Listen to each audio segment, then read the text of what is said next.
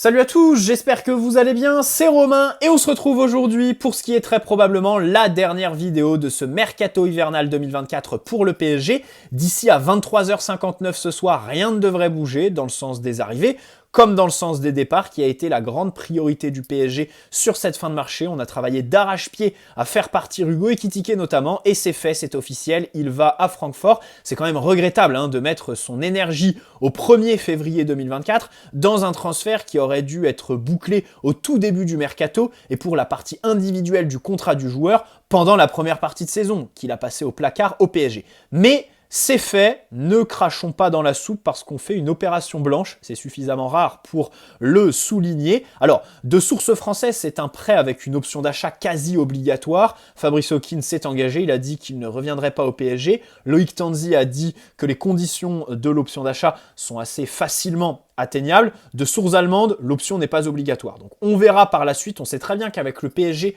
on a des infos toutes chaudes pendant la période de mercato et ensuite, 1 ou 2 mois après, on se rend compte qu'en fait les infos sont un peu différentes. CF, la fameuse lettre de Mbappé avec le contrat de 2+1, alors que le PSG a annoncé 3 ans sur la prolongation. Bon, on a donc un package d'environ 30 millions d'euros avec un pourcentage à la revente sur une potentielle plus-value que Francfort ferait s'ils réussissent à valoriser Hugo Ekitike. Mais bon, on prend pas trop de risques en disant que normalement il devrait s'éclater là-bas et que surtout, c'est ce qu'on lui souhaite à ce jeune joueur qui a donc perdu, on va pas se mentir, 1 an et demi dans sa progression. On va y revenir, c'est plutôt une bonne vente, bien sûr. Alors 30 millions avec bonus, à voir quelle est la partie fixe là-dedans, mais sachant que le PSG avait refusé une première offre à 20 millions, je pense qu'on s'y retrouve en fait, qu'on fait juste une opération blanche. Et le plus intéressant reste quand même le pourcentage à la revente qui, s'il s'active sur un potentiel gros transfert dans le futur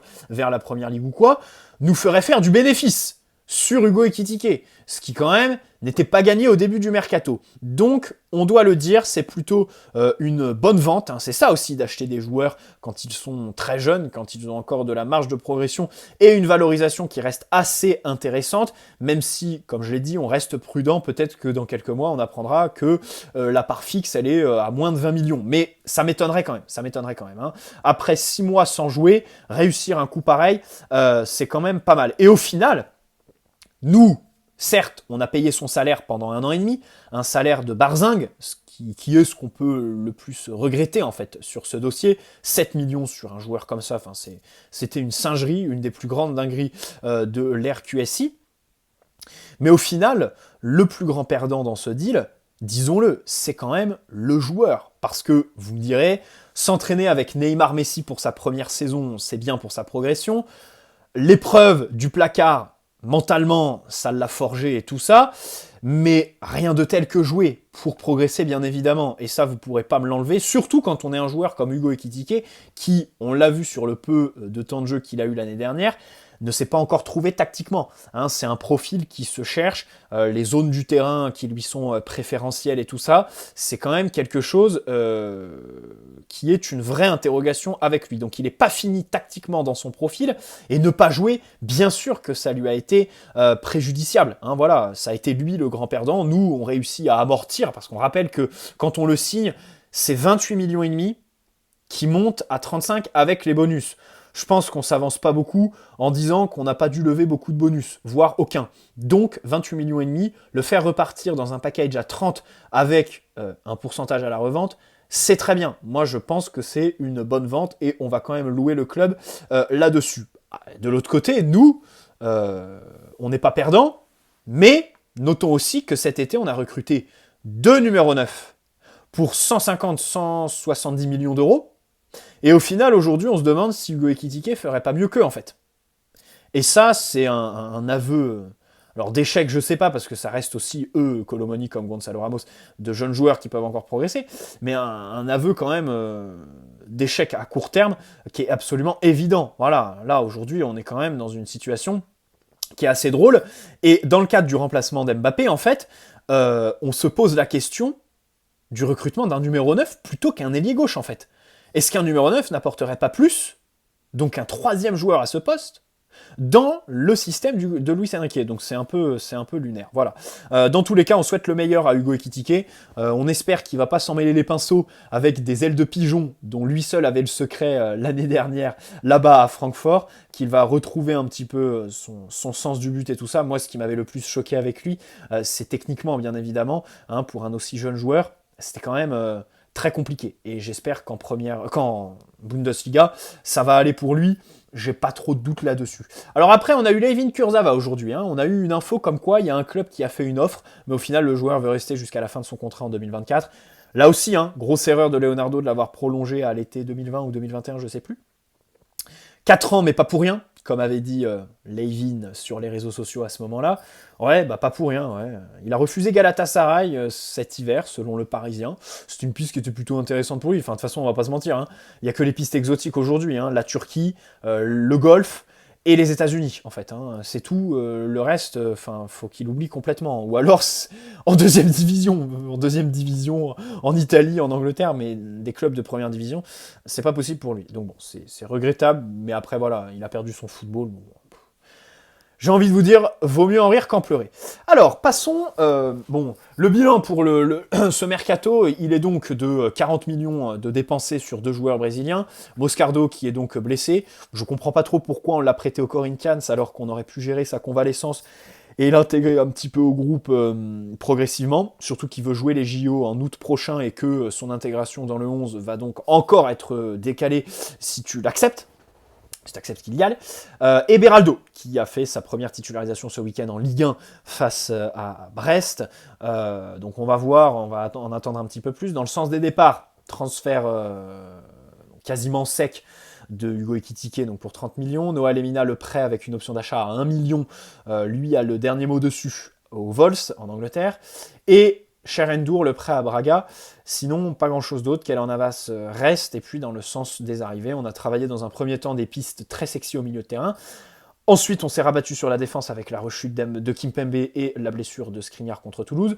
Mais au final, on a recruté personne, peut-être pour mieux foncer sur les Nioro cet été. Et c'est en tout cas le scénario qui, on l'espère, se passera, bien évidemment. Parce que si les Nioro choisit un autre club, j'ai hâte de voir sur quel joueur le PSG va se rabattre. Mais bon, on va voir, il y a déjà un chantier énorme pour cet été. Et puis pour cet hiver, moi je ne ferai pas partie des gens qui disent que c'est un mauvais mercato. Voilà, encore une fois, Ekitike, c'est plutôt une bonne vente. Noah Lemina, hier j'ai dit que l'option d'achat à 1 million, enfin voilà, on parle d'un joueur qui vient de perdre son père, qui voulait rejoindre son frère, qui y va pour jouer avec la réserve. Je ne suis pas sûr qu'en réserve, il réussisse à se valoriser à 15 ou 20 millions d'euros, hein, je suis désolé de vous l'annoncer. Et puis à la Sampdoria, voilà, il a eu qu'un seul match avec l'équipe première, il jouait sinon avec la réserve déjà. Donc Luis Enrique cet été après la tournée en voulait pas, donc voilà, attention à pas non plus trop surcoter nos jeunes. Mon cher Endour, le prêt sec, à la limite, il aurait fallu mettre une option d'achat parce que lui, on sait déjà qu'il aura, on va pas se mentir, il aura pas d'avenir au PSG. C'est pas quelqu'un qui deviendra titulaire au club à l'avenir. Et puis les 2 Brésiliens, bon voilà, j'ai envie de dire, le mercato hivernal, c'est le bon moment pour recruter des Brésiliens parce que chez eux, le championnat est terminé. Alors après, pour Beraldo, faut noter qu'il a pas eu de vacances, hein. Enfin, ça s'est terminé à la mi-décembre et au final, il était titulaire contre Revel dès le début du mois de janvier, alors qu'au Brésil, il fait très chaud et qu'à Revel, on était sur des températures négatives, une pelouse pourrie. Donc voilà, c'est compliqué. Mais dans tous les cas, voilà, on a recruté 2 joueurs pour qui il va falloir un petit peu de temps, pas trop se précipiter dans la critique et les interrogations. Et pour le reste, on n'a pas recruté, écoutez, c'est comme ça. Moi, de toute façon, les gars, je comprends pas comment on peut se plaindre, en fait. Parce que, à part un milieu top classe mondiale qu'on aurait recruté à plus de 100 millions, il n'y a aucune recrue qui aurait changé la face de cette équipe, en fait. Il n'y a aucune recrue qui aurait modifié à la hausse nos ambitions pour cette saison, qui sont remporter le championnat, jouer sérieusement la Coupe de France, et avec le tirage Real Sociedad, espérer se qualifier en quart de finale, mais certainement pas de victoire finale en Ligue des Champions. On va pas se mentir. Moi voilà, l'issue de la saison, on la connaît, on est sur une saison de transition. Alors, ce qui fait peur, c'est que si Mbappé décide de partir prochainement, en fait, automatiquement, la saison prochaine sera elle aussi une saison de transition, parce que quand tu perds un joueur qui aura fait donc 7 ou 8 saisons chez nous, un joueur comme Mbappé qui pèse 40-50 contributions sur une saison, évidemment que la saison d'après, Bah c'est une transition parce que son remplaçant il va falloir qu'il s'adapte, le réintégrer, tout ça. Donc c'est ça qui fait peut-être un petit peu peur aujourd'hui. Moi c'est vraiment ça qui me fait le plus peur, hein. Vraiment, c'est le remplacement d'Mbappé qui je pense va partir. Après pour le reste, bon on sait très bien depuis le début que c'est une saison de transition, on va voir contre la Real Sociedad et tout ça. Passons demain le match contre Strasbourg, et puis encore une fois, hein, je préfère ne pas recruter plutôt que de faire des joueurs à 20-30 millions à qui tu donnes un contrat de 5 ans et qui au final finissent au loft, hein. Voilà. Encore une fois, pour moi un mercato hivernal, c'est soit gros joueur qui change la face de ton équipe, soit un prêt, une formule que je mets en avant, mais que tu boucles au début du mercato, quoi, pour essayer de mettre le joueur dans de bonnes dispositions, parce que tu sais déjà qu'il va rester que 6 mois et qu'il va falloir essayer de maximiser au moins d'un point de vue physique son intégration, le rythme, les automatismes à développer. Donc voilà. Je suis pas forcément déçu, d'abord parce que je m'attendais à rien, voilà, et puis surtout je me dis qu'on aurait pu avoir une fin de mercato dingue. Mais moi, personnellement, je suis pas un bandeur de rumeurs mercato machin chouette, hein. Je préfère prendre du recul, économiser pour cet été. Là, par contre, les gars, cet été, je préfère vous prévenir, on sera aux aguets, hein. On aura vraiment, je pense que la direction aura le couteau sous la gorge. Voilà. Revenons donc au match demain contre Strasbourg avec une info intéressante. Dembélé qui est forfait par précaution, il a une gêne aux ischios, il n'a pas fini la séance d'entraînement aujourd'hui. Le problème, c'est que depuis le match contre Lille, qui était à la mi-décembre, il a joué, au total, un peu plus de 2 matchs complets. Mais vraiment, pas beaucoup plus. Ce qui est quand même inquiétant. Metz, il joue pas, Rével Orléans, il joue pas, alors que la Coupe de France, même si vous me direz, faut le reposer, faut éviter de le blesser, bah, c'est des matchs où il aurait pu faire des statistiques, prendre en confiance. La semaine dernière contre Brest, il joue pas, il rentre, certes pour une bonne partie du match, mais il n'est pas titulaire.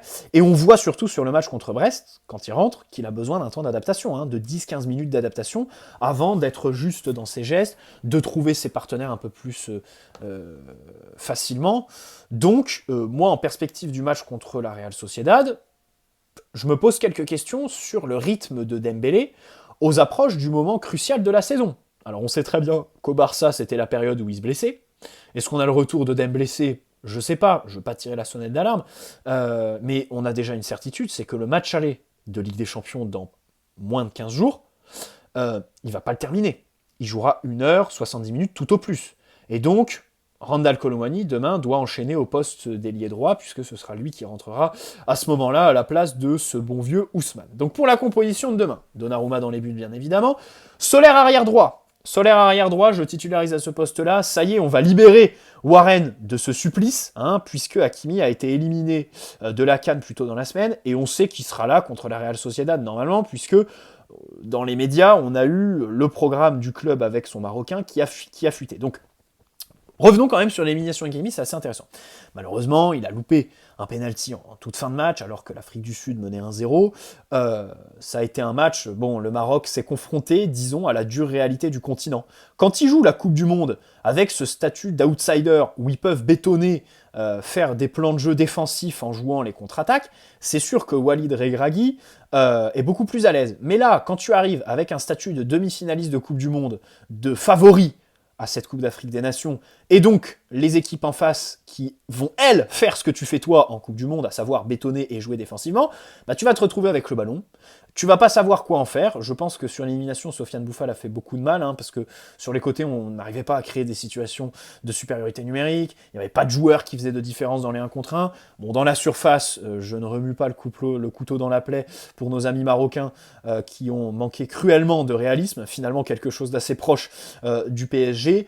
Et puis, quand tu te retrouves mené face à l'Afrique du Sud, ça m'a choqué le nombre de centres que tu as fait, sans pour autant que ça marche. Et au final, voilà, des faits de jeu, hein, ce penalty loupé pour Hakimi. Ce qui est marrant avec le penalty d'Hakimi, je me faisais la réflexion, je disais à une amie marocaine à l'université, j'ai trouvé qu'il l'a tiré à la Mbappé en fait. C'est-à-dire que Mbappé, on sait que depuis la Coupe du Monde, il a progressé sur les pénaltys, il en loupe quasiment plus, et il les tire très fort comme ça, sous la barre transversale. Et quand j'ai vu Hakimi le tirer comme ça, je me suis dit non, au campus PSG, ils doivent tirer les pénaltys en fin de séance, et je pense qu'il a voulu la tirer à la Mbappé. Alors, je veux pas mettre de responsabilité à Mbappé sur l'élimination des Marocains, mais c'est ce à quoi j'ai pensé quand j'ai vu ce pénalty loupé. Malheureusement pour nous, supporters parisiens, on peut se demander dans quel état psychologique Il va revenir, hein, bien sûr. Est-ce que ça va pas lui couper la tête physiquement? Est-ce que ça va pas lui couper les jambes? Comme le cas d'Abdou Diallo, d'Idrissa Gueye, d'Aurier. Rappelez-vous, hein, Aurier, c'était en 2015, je crois. Saison 2014-2015, où la Côte d'Ivoire gagne la CAN. Il se blesse juste derrière. Donc voilà, on va voir, hein, physiquement, il a joué une compétition, déjà il a joué tous les matchs, 90 minutes, et dans un contexte de chaleur humide. Évidemment, on voit très rapidement dans les matchs la sueur sur les joueurs et tout ça. Là, il va revenir dans l'hiver français, donc il va falloir éviter le choc thermique et le choc, évidemment, pour les blessures. Alors, visiblement, le club l'attend lundi ou mardi à l'entraînement, donc il aura 5 à 6 jours de repos total. C'est très bien, hein. Des gens peuvent se poser des questions sur le fait qu'un joueur en pleine saison arrête de jouer totalement, arrête de s'entraîner totalement. Alors, peut-être qu'il va faire du sport pour essayer de tenir le rythme, mais comme ça, 6 jours de vacances. Moi, personnellement, ça me dérange pas. Vous me direz, il y a certains joueurs de la CAN qui ont repris directement avec leur club. Alors, celui qui revient direct, c'est Inaki Williams, hein, le Ghanéen, avec l'Athletic Bilbao. Mais le problème, c'est qu'avec le Ghana, Williams, il a joué que 1 minute sur le dernier match de poule, donc ils ont été éliminés en poule, et sur le premier match des poules, il avait joué que 28 minutes en fait. Et il avait même pas fini le deuxième. Donc en gros, il a joué un peu plus d'un match de CAN en temps de jeu confondu. Hakimi, il a joué les 4 complètement, donc c'est complètement différent. On a vu comment par le passé la CAN a pu couper les jambes, et même la saison passée, on a eu l'exemple à une échelle plus large avec la Coupe du Monde, hein, les compétitions en plein milieu de la saison font vraiment du mal, bien sûr, on va pas se mentir, hein, on l'a vu l'année dernière avec Pepsi, Mbappé, Neymar et tout ça. Même si de l'autre côté, attention, Luis Enrique, je reviendrai sur le repos qu'il a donné aux joueurs avant le match contre Brest. Rappelez-vous, après le match contre Orléans, les joueurs ont lundi-mardi pour se reposer. Et le dimanche, il y a une séance de décrassage le matin, mais ils ont leur après-midi libre. Et donc, on travaille le match contre Brest que le mercredi à 17h, reprise de l'entraînement à ce moment-là. Et au final, les joueurs, en deuxième mi-temps, lâchent complètement. Ont lâché leur entraîneur. Donc donner du repos, attention, en retour, il faut que les joueurs le rendent, mais je n'ai pas trop de doute sur Hakimi, au moins sur l'investissement physique, évidemment, vu les kilomètres qu'il a avalés sur la première partie de saison. Bon, il va revenir contre Brest, je pense pas qu'il rentrera. On va le mettre contre Lille, ou alors on le fera rentrer, et puis après contre la Real Sociedad, il jouera une grosse partie du match. La Real Sociedad, notons aussi que Amari Traoré, avec le Mali, lui, il s'est qualifié. Hein, et puis Kubo, avec le Japon, il s'est qualifié aussi. Nous, Lee Kangin était à 2 doigts de se faire éliminer par l'Arabie Saoudite, mais finalement, c'est passé au tir au but. 4 tirs au but à 2. Donc voilà, bon. Justement, papier du journal Équipe cette semaine qui nous dit qu'au campus PSG, on s'interroge un petit peu parce que les joueurs seraient déjà dans la gestion physique en fait. On ferait moins de travail physique pendant les séances, ce qui m'inquiète un petit peu. Alors je sais pas à quel point il est vrai le papier de l'Équipe, mais moi je pense que c'est assez réel. Déjà sur la phase de poule de Ligue des Champions, ce qui m'a choqué et ce qui me fait très peur si on se qualifie en quart de finale, c'est la propension pour certains joueurs à ne pas finir les matchs en fait, à être cramés à l'heure de jeu. Ugarte, Kolo Muani, Barcola, Lucas Hernandez, même si lui il était plus sur un retour de blessure. Dembélé aussi, Dembélé perd sa lucidité assez rapidement dans un match. Donc ça m'a un petit peu interrogé sur la phase de poule, et donc visiblement, il n'y a pas eu de montée en puissance sur ces mois d'hiver. L'équipe presse moins, ça c'est une réalité. Par exemple, l'écart entre nos attaquants et nos milieux de terrain est beaucoup plus prononcé quand l'adversaire relance, et donc, si nos attaquants s'amusent à lancer du pressing, ça suit pas, l'équipe est trop scindée en deux. Donc moi, ça me fait un petit peu peur, ça. Ça me fait un petit peu peur, surtout que ça me rappelle évidemment le match contre le Bayern l'année dernière, rappelez-vous, peut-être que c'est quelque chose qu'on va hériter de la saison passée, le fait de se déliter, mince, j'en perds mon français, déliter complètement, oui, en deuxième mi-temps. Rappelez-vous, là-bas, on fait une bonne première mi-temps, on domine, Vitinha la grosse occasion, et puis en seconde, physiquement, on est complètement cramé, on est complètement à la rue, et on se dit, mais comment le PSG peut prétendre à la victoire finale en Ligue des Champions, sachant qu'ils arrivent début mars, en faisant qu'une seule mi-temps, quoi. C'est ahurissant, et j'ai très peur que cette saison, on n'ait pas gommé ça. Même si, vous me direz, on a peut-être un banc mieux fourni que sur la double confrontation de l'année dernière contre le Bayern. Donc pour demain, Donnarumma, Soler latéral droit, Marquinhos, Danilo dans l'axe, et s'il y en a un qui doit rentrer, c'est Mukiele. Luis Enrique ne doit pas s'obstiner dans son désamour de Mukiele, parce que c'est un bon joueur défensif. Moi, vraiment, Mukiele, pour moi, aujourd'hui, est le troisième défenseur central, derrière Danilo et Marquinhos. Donc Lucas Hernandez sera titularisé au poste de latéral gauche, puisque derrière, il est suspendu pour accumulation de cartons jaunes pour le match de Brest en Coupe de France. Je pense que Luis Enrique, ça doit l'embêter, parce que la titularisation de Beraldo, le week-end dernier contre Brest en Ligue 1, donc en championnat où on a toujours des points d'avance sur notre second, où on peut se permettre de faire tourner. Justement, c'était en prévision de la Coupe de France. Je pense qu'il a titularisé Beraldo en Ligue 1 à ce moment-là, pour mettre la grosse équipe la semaine prochaine, en Coupe de France, qu'on veut jouer très sérieusement. Le discours, quand même, est très fédérateur autour de cette coupe qu'on n'a pas gagnée depuis 3 ans. Donc on va voir quelle composition. J'ai hâte de voir la composition la semaine prochaine de Luis Enrique en Coupe de France, mais je pense que cette suspension de Lucas Hernandez le gêne un petit peu. Ugarte, je le titularise demain, et en perspective de la Real Sociedad, je préfère prévenir tout de suite. Ugarte, il va y avoir un débat qui va se poser, parce qu'on connaît très bien la position de Luis Enrique sur l'Uruguayen. Moi, personnellement, Ugarte, je ne le titularise pas contre la Real Sociedad que si c'est Vitinha qui est numéro 6, en fait. Je mets Ugarte sur le banc que si c'est pour voir un milieu Vitinha, Warren Zaïre-Emery, Lee Kangin, ou Vitinha, Warren Zaïre-Emery, Asensio relayeur gauche.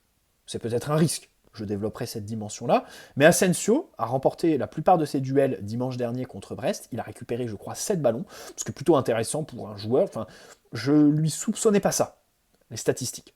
Dans le sens où, si on fait sortir Ugarte, moi je veux pas que ce soit pour Fabian Ruiz, en fait. Fabian Ruiz qui est complètement à contre-temps. Et même, en fait, Fabian Ruiz qui, pour moi, doit évoluer au poste de relayeur, en fait. C'est son poste en sélection nationale. Et moi, je le préfère à ce poste-là. Fabian Ruiz numéro 6, je veux pas. Pour moi, c'est si Ugarte n'est pas numéro 6, c'est Vitinha et personne d'autre, en fait. Voilà.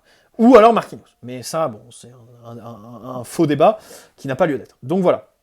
Et au milieu de terrain, comme je vous l'ai dit, Vitinha, Asensio, Warren Zaïre-Emery, ça aurait pu être intéressant. Mais Asensio, c'est pareil. Quand je vous parlais de propension à pas terminer les matchs, ben lui, il est complètement là-dedans, quoi. Parce qu'il revient des vestiaires complètement carbonisé dimanche dernier contre Brest, quoi. Et sa seconde mi-temps, il est à la rue complètement physiquement. Donc je peux pas imaginer Asensio titulaire en Ligue des Champions dans une semaine, quoi. À moins qu'on n'ait pas le choix. Mais moi, c'est pas possible. Enfin, terminer le match, ça reste quand même un critère primordial quand tu es titulaire en Ligue des Champions. Donc, je titularise Ugarte, Vitinha et Zaïre-Emery demain contre Strasbourg. Et puis en attaque, je mets Mbappé, Ramos et Colomani. Ramos au poste de numéro 9. Mbappé, du coup, je lui redonne son poste d'ailier gauche parce que bah voilà, la situation nous force à cela. J'ai pas envie de mettre Asensio complètement esselé sur le côté. Enfin, Asensio ne doit pas jouer ce rôle. Hein, voilà, ce serait ridicule de mettre Asensio dans le rôle qu'a Barcola, en fait. Je préfère le donner à Mbappé, c'est tout. Même si je dois dire que je préfère Mbappé en numéro 9 plutôt que excentré comme ça. Mais voilà, je mets Mbappé à ce poste-là. Notons que chez Strasbourg, ils ont perdu Mats Sels, leur gardien titulaire, qui a signé à Nottingham Forest pour 8 millions d'euros. Ce qui est marrant, c'est qu'il va à Nottingham Forest, club chez qui Keylor Navas allait l'année dernière, rappelez-vous, sur la toute fin du mercato.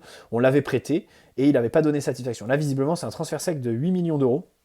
Et donc, je crois que c'est un petit Marocain de 22 ans qui est numéro 2 chez eux et qui sera titulaire demain. Ça, bon, on a l'habitude de tomber sur des bons gardiens. Disons que pour cette fois, voilà, il y a moyen peut-être d'aller chercher un gros score pour prendre de la confiance. Randall, je te fais signe. Et puis Mbappé aussi. Allez, j'espère que cette vidéo vous aura plu. N'hésitez pas à poser un like si c'est le cas, vous abonner si ce n'est pas déjà fait. Et puis on se retrouve demain soir pour le débrief de ce Strasbourg PSG. On a hâte de prendre notre dose du PSG de Luis Enrique qui, on l'espère quand même, va nous satisfaire un peu plus que le week-end dernier. Ciao les amis, et on espère que la blessure de Dembélé n'est pas trop grave.